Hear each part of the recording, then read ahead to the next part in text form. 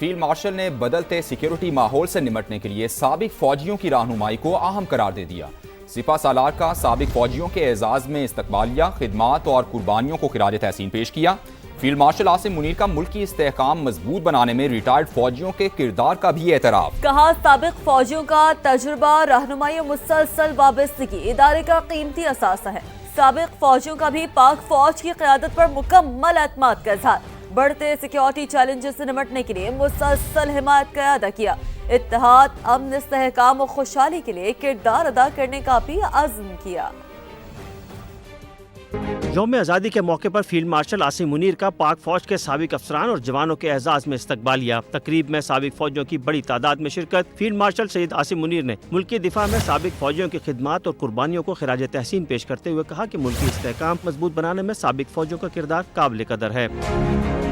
Field marshal Asim Munir نے کہا کہ سابق فوجیوں کا تجربہ، رہنمائی اور ادارے سے مسلسل وابستگی پاک فوج کا قیمتی اثاثہ ہے۔ بدلتے ہوئے سیکیورٹی ماحول اور ابھرتے ہوئے چیلنجز سے نمٹنے کے لیے ان کی رہنمائی اہمیت رکھتی ہے۔ استقبالیہ میں شامل سابق فوجیوں نے بھی پاک فوج کی قیادت پر مکمل اعتماد کا اظہار کیا۔ سابق فوجی افسران اور جوانوں نے قومی اتحاد، امن، استحکام اور خوشحالی کے لیے مسلح افواج کی مسلسل حمایت اور اپنا کردار جاری رکھنے کے عزم کا اعادہ بھی کیا۔ ایک اور بڑی خبر، ایران کے وزیر خارجہ نے دو ٹوک بتا دیا کہ امریکہ کے ساتھ مذاکرات دوبارہ شروع کرنے کا فیصلہ نہیں کیا۔ بات چیت کے حوالے سے صورتحال غیر یقینی ہے۔ عباس عراقچی نے بتایا قطر اور پاکستان ایران سے پیغامات کا تبادلہ کر رہے ہیں، لیکن پیغامات کے تبادلے کا مطلب مذاکرات نہیں۔ بولے اسلام آباد مفاہمت کی یادداشت میں جنگ کے خاتمے کی شق شامل تھی، لیکن امریکہ نے اس کی خلاف ورزی کی۔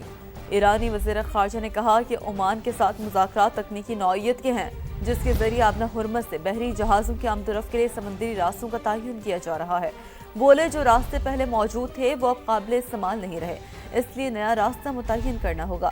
دوسری جانب ایرانی نائب وزیر خارجہ کاظم غریب آبادی نے بھی امریکی صدر پر واضح کر دیا کہ آبنہ ہرمز کھولنے یا بند کرنے کا اختیار صرف ایران کے پاس ہے۔ ایران امریکی دھمکیوں یا طاقت سے خوف زدہ نہیں ہے۔ امریکی صدر کا ایک اور انوکھا اعلان سامنے آ گیا ہے۔ صدر ٹرمپ کہتے ہیں کہ بہت جلد آبنہ ہرمز کو امریکی علاقہ قرار دے دیں گے۔ ایران کو معاشی نقصان پہنچانے کی دھمکی بھی دی۔ کہا ناکہ بندی جاری ہے، کوئی ایرانی جہاز نہیں گزر سکتا۔ اب ایران نے حملہ کیا تو 100 گنا زیادہ طاقت سے جواب دیں گے۔ نیٹو کو پھر آڑے ہاتھوں لے لیا۔ کہا جب ہمیں ضرورت پڑی تو نیٹو ہمارے ساتھ نہیں تھا۔ After we finish defeating Iran, which is being very badly defeated, pretty soon I'll be declaring the Hormuz Strait a territory of the United States. Essentially, that's what it is. We have the blockade. No ships get through unless we want them to. But, and how about Venezuela? Venezuela was a one-day war. And now we work great with them. We've taken in millions and millions of barrels of oil. But we're doing really good. We're doing good in every way. You know, I built the military, and now I used it a little bit more than I wanted to, frankly, but that's okay, because we cannot let Iran have a nuclear weapon. Do we agree? Can't let it. Iran کے ساتھ جاری جنگ میں امریکہ کی پہلی ترجیح ملک میں تیل اور گیس کی قیمتوں کو کم رکھنا۔ دوسری ترجیح ایران کو جوہری ہتھیار حاصل کرنے سے روکنا ہے۔ نائب صدر جے ڈی وینس کا امریکی ٹی وی کو انٹرویو۔ کہا حالیہ تنازع کے ابتدائی دنوں کے مقابلے میں تیل کی قیمتیں اب نمایاں طور پر کم ہیں اور امریکہ کی کوشش ہے کہ یہ قیمتیں مزید قابو میں رہیں۔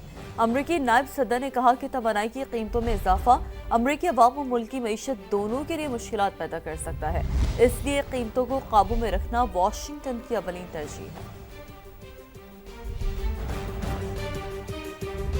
انڈونیشیا میں تباہ کن زلزلے نے تباہی مچا دی ہے۔ 20 افراد ہلاک اور درجنوں زخمی ہو گئے ہیں۔ حکام کے مطابق زلزلہ مقامی وقت کے مطابق صبح 4:58 پر آیا، جس کی شدت 7.7 اور گہرائی 35 کلومیٹر تھی۔ زلزلے کے باعث کئی عمارتوں کو نقصان پہنچا ہے۔ ساحلی علاقوں میں سونامی کی وارننگ جاری کی گئی، جو 3 گھنٹے بعد واپس لے لی گئی۔ آفٹر شاک سے لوگوں میں خوف و ہراس ہے۔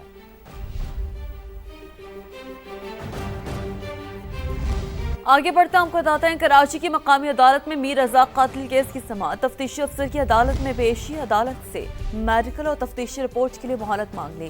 کہا تفتیش آگے بڑھانے کے لیے مقتول کی موبائل سم درکار ہے۔ تو کراچی کی مقامی عدالت میں میر رزاق قاتل کیس کی سماعت کے والد صاحب کو بتا رہے ہیں تفتیش آگے بڑھانے کے لیے مقتول کی موبائل سم درکار ہے. تفتیش نے ایسا کہا. مقتول کی سم کیسے حاصل کریں گے؟ عدالت کا یہ استفسار سامنے آیا. مقتول کی والدہ کی بایو میٹرک پر سم حاصل کرنے کی کوشش ہوگی. تفتیشی افسر نے یہ جواب دیا. میڈیکل اور تفتیشی رپورٹ کے لیے مہلت دی جائے. تفتیشی افسر کی استدعا سامنے آئی.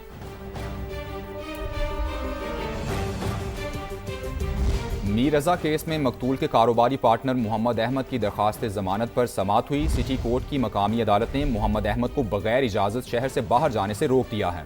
عدالت نے محمد احمد کو تفتیش میں تعاون کرنے کی ہدایت کی، جبکہ درخواست ضمانت پر سماعت 24 اگست تک ملتوی کر دی گئی ہے.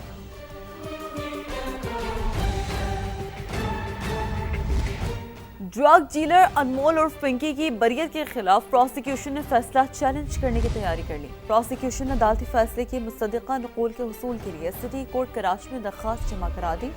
پروسیکیوشن کے مطابق انمول پنکی کی بریت سمجھ سے بالاتر ہے. ملزمہ پر فرد جرم عائد ہوئی اور نہ ہی کسی گواہ کا بیان ریکارڈ کیا گیا. ذرائع کا کہنا ہے کہ مصدقہ نقول ملنے کے بعد فیصلے کا جائزہ لے کر لاہ عمل طے کیا جائے گا. ایڈیشنل ڈسٹرکٹ اینڈ سیشن جج ساؤتھ منشیات کے 3 مقدمات میں ڈرگ ڈیلر انمول پنکی کو بری کر دیا تھا.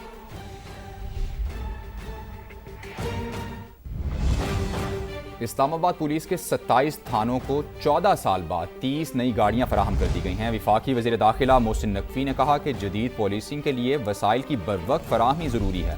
نئی گاڑیوں سے پولیس کا رسپانس ٹائم بہتر ہوگا. وفاقی وزیر داخلہ محسن نقوی اور وزیر مملکت برائے داخلہ طلال چودھری نے گاڑیوں کی چابیاں پولیس حکام کے حوالے کیں. محسن نقوی نے کہا کہ ناکارہ گاڑیوں کے ساتھ جدید پولیسنگ ممکن نہیں. پولیس کی ضروریات بروقت پوری کر کے ہی مطلوبہ نتائج حاصل کیے جا سکتے ہیں. نئی گاڑیوں سے پولیس کا رسپانس ٹائم بہتر ہوگا. الیکٹرک گاڑیوں کا استعمال ماحول دوست پالیسی کا حصہ ہے اور اس سے پیٹرولیم اخراجات میں کمی آئے گی. وزیر مملکت برائے داخلہ طلال چودھری کے مطابق اسلام آباد پولیس کے پاس 14 سال پرانی گاڑیاں موجود تھیں. پولیس کی نفری کی کمی پوری کرنے کے لیے 9000 نئے جوان بھرتی کیے جا رہے ہیں، جبکہ 27 تھانوں کی تعمیر اور اپ گریڈیشن بھی رواں سال مکمل کرنے کا ہدف ہے.